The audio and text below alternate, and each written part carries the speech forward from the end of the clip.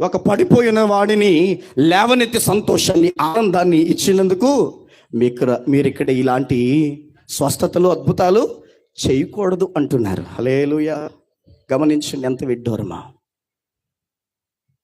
వాస్తవానికి అక్కడ జరిగిన అద్భుత కార్యాన్ని బట్టి ఎన్నడూ నడవలేని వానికి నడకను, ఎన్నడూ నిలవబడలేని వాడికి నిలవబడగలిగిన శక్తిని కలుగు చేసిన ఆ స్వస్థత కార్యాన్ని చూసి ఆ ప్రజలే కానీ, తల్లి కానీ, నాయకులే కానీ ఏమన్నారంటే, వాస్తవానికి నేను ఇలాగ అనుకుంటాను, అయ్యా మీరు మా ప్రాంతానికి వచ్చి ఎన్నడూ నడవలేని వాడికి నడకనిచ్చారు, ఎన్నడూ నిలవబడలేని వాడిని నిలవబెట్టారు, ఏమండి స్వస్థత లేక పడి ఉన్న వాడిని మీరు బాగు చేశారు.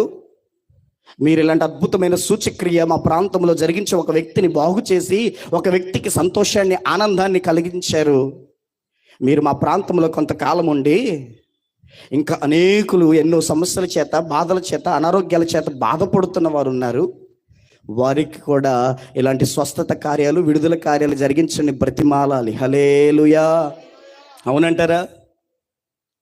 ఒక వ్యక్తి పడి ఉన్న స్థితిలో నుంచి లేవనెత్తినందుకు ఏమంటే ప్రజలే కానీ, గ్రామస్తులే కానీ, నాయకులే కానీ, పెద్దలే కానీ, అయ్యా మీరు మా ప్రాంతానికి రావటం వలన, మీరు మా ప్రాంతంలో నుంచి ఈ సువార్త ప్రకటించి ఆ నామమును బట్టి స్వస్థపరచడం వలన ఒక వ్యక్తి బాగుపడ్డాడని మేము విన్నాము. సంతోషమయ్యా.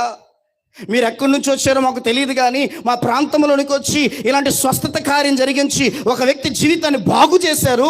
ఇంకా మా ప్రాంతంలో మీరుండి ఇలాంటి కార్యాలు జరిగించి ఎంతోమందిని బాగు చేయండి అని అనవలసిన వారు మా ప్రాంతంలో ఈ నామమును ప్రకటించడానికి వీల్లేదని బెదిరిస్తున్నారు. న్యాయమా? ఆలోచించండి. హల్లెలూయా. మా ప్రాంతంలో కొంతకాలం ఉండి ఆ నామమును బట్టి లేవలేని వారు ఎంతో మంది ఉన్నారు. వారిని లేవనెత్తండి.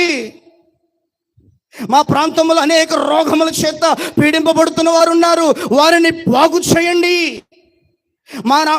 మా ప్రాంతంలో అనేకమైన క్యాన్సర్ వ్యాధులు, అనేకమైన ఎయిడ్స్ వ్యాధులు, అనేకమైన రోగ సంబంధిత వ్యాధులు మనుషులను పట్టి పీడిస్తూ, నెమ్మది లేక, సంతోషం లేక, కుటుంబాలలో అలజడిని కలిగిస్తూ ఎంతో మందిని ప్రాణాలను తీసుకుంటున్న ఈ మహమ్మారి అయిన ఎన్నో రోగాల నుంచి మా ప్రజలకు స్వస్థతను, విడుదలను అనుగ్రహించండి అనవలసిన ప్రజలు ఏమంటున్నారయ్యా అంటే, ఈ నామమును మీరు ఇక్కడ సూచక్రియలు, అద్భుతాలు చేయడానికి వీలు లేదని బెదిరిస్తున్నారు.